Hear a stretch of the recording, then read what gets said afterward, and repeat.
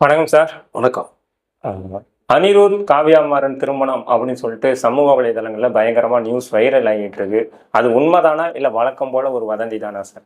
இல்லை, கிட்டத்தட்ட உண்மைதான். ஏன்னா நிறைய செய்திகள் வந்தாச்சு. அவங்க ஒரு நண்பர்களாக சில இடங்கள்லாம் ட்ராவல் பண்ணதை பார்த்துருப்பீங்க. அது வீடியோலாம் கிளிப்பிங்ஸ் வந்தது. இப்போ அது கூட பார்த்தீங்கன்னா, அனிருத் வந்து தமிழ் இண்டஸ்ட்ரிக்கு வந்து 3 படத்தின் மூலமாக தான் அறிமுகம் பண்ணாரு. தனுஷ் வந்து ஹீரோ நடிச்சது. ஐஸ்வர்யா டைரக்ட் பண்ண படம். பட் நல்ல சாங்ஸ் எல்லாம் அதில் வந்து ரொம்ப ரொம்ப அருமையாக இருந்தது. நீங்கள் ஒரு ஃபஸ்ட்டு படம் மாதிரியே தெரியாது அனிருத்துக்கு. அது இந்த கொலைவெறி சாங்லாம் பார்த்தீங்கன்னா, எத்தனையோ மில்லியன் கணக்கில் குரோஷனில் போய் படத்தினுடைய வசூலை தாண்டி 6 கோடிக்கு மேலலாம் இதனுடைய ஆடியோ ரைட்ஸ்லாம் போய் ரொம்ப ஹெவியாக போச்சு உங்களுக்கு. நம்மளுடைய பிரதமர் அவர் கூட அந்த சாங்லாம் நம்ம வந்து பாராட்டின விஷயத்தை நம்ம கேட்டிருப்போம் நம்ம.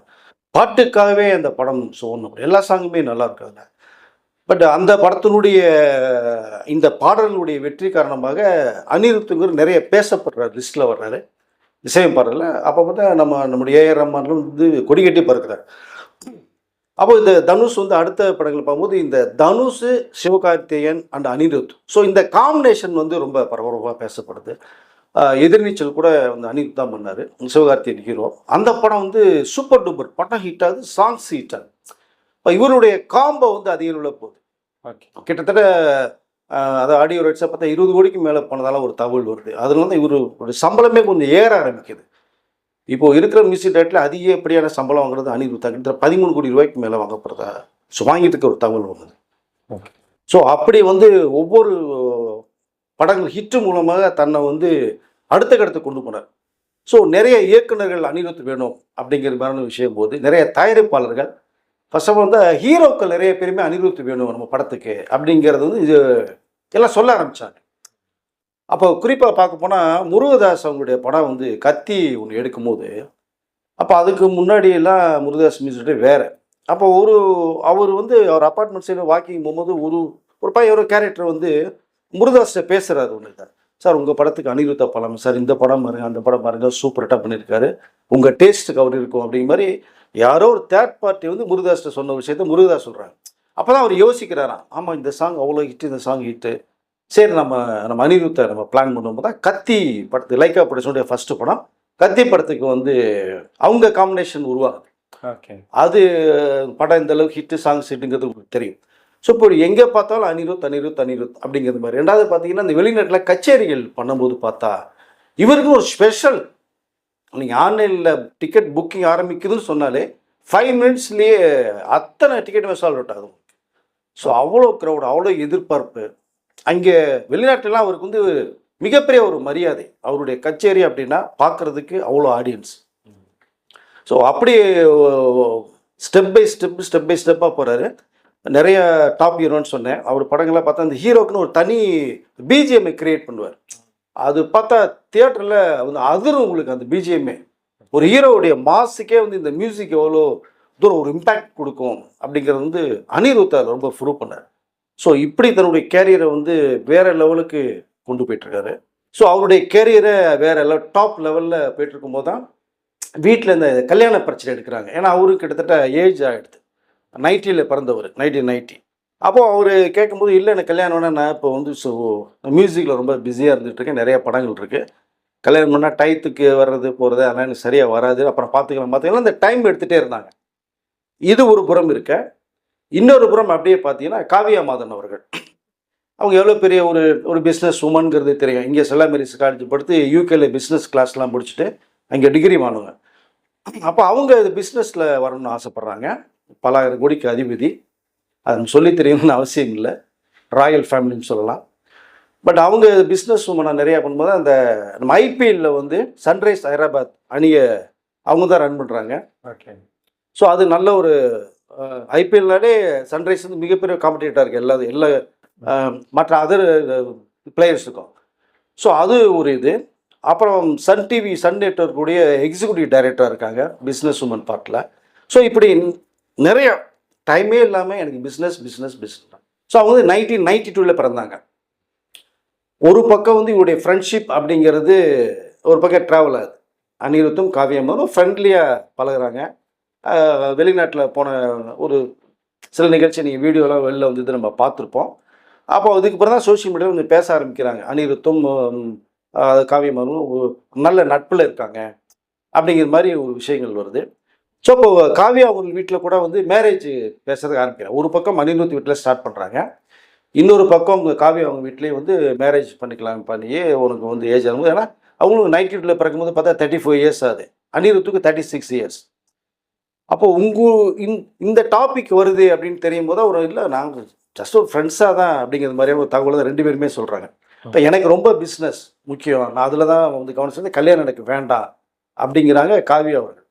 இந்த பக்கம் அனிருத் எனக்கு மியூசிக் தான் ரொம்ப முக்கியம், நான் வந்து அதில் நிறைய இன்னும் அது சாதிக்க வேண்டியது நிறையா இருக்குது, அதனால் கல்யாணத்துக்குள்ள நான் போகலைன்னு அவர் ஒரு பக்கம். ஆனால் இந்த ரெண்டு பேருக்கும் ஒரு நல்ல ஒரு நட்பு ஃப்ரெண்ட்ஷிப் இருக்குன்னு தெரிஞ்சுக்கிட்டு ரெண்டு பேர் ஃபேமிலியுமே உள்ளே வர்றாங்க.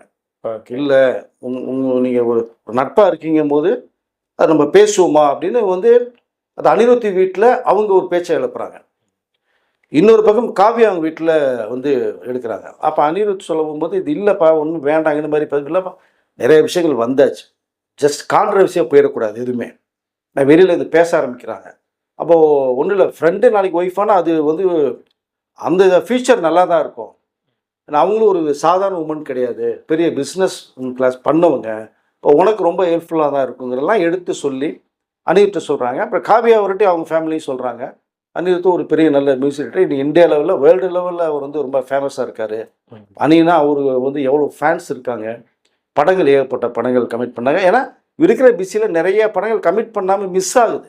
ஓகே, அப்படி சில மிஸ் ஆன படங்கள் தான் சாயிபேர் ஒரு பக்கம் போயிட்டு இருக்கு உங்களுக்கு. அதை ஏன்னா சாயிபங்கர் அவர் குரூப்பில் இருந்தவர் தான், அதான் அந்த காம்பவுண்டில் தான் வெளில வந்தவர். அப்போது எவ்வளோ பிஸி இருந்தாலும் வாழ்க்கைன்றது ஒரு மேரேஜில் போனால் தான் அது வந்து கொஞ்சம் நல்லா இருக்கும், பிரகாசமாக இருக்கும்.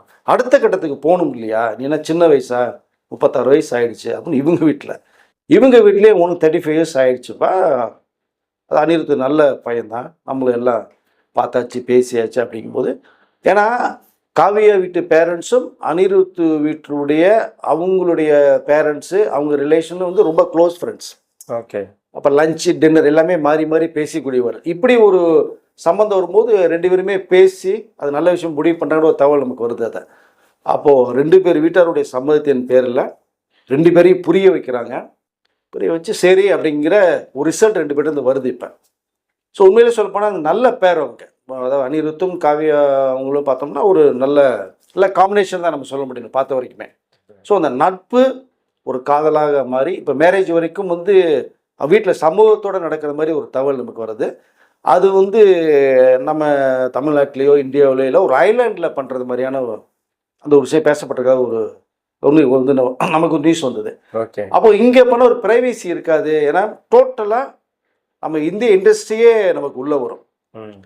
இதே நம்மளுடைய மீடியா ஃபிலிம் இண்டஸ்ட்ரியில் அத்தனை ஆக்டர்ஸ் ப்ரொடியூசர் டைரக்டர் வரதுக்கு வாய்ப்பு இருக்கும். இன்னொரு பக்கம் இந்த பிஸ்னஸ், அந்த கிரிக்கெட் பிளேயர்ஸ்லேருந்து எல்லா பேரும் வருவாங்க.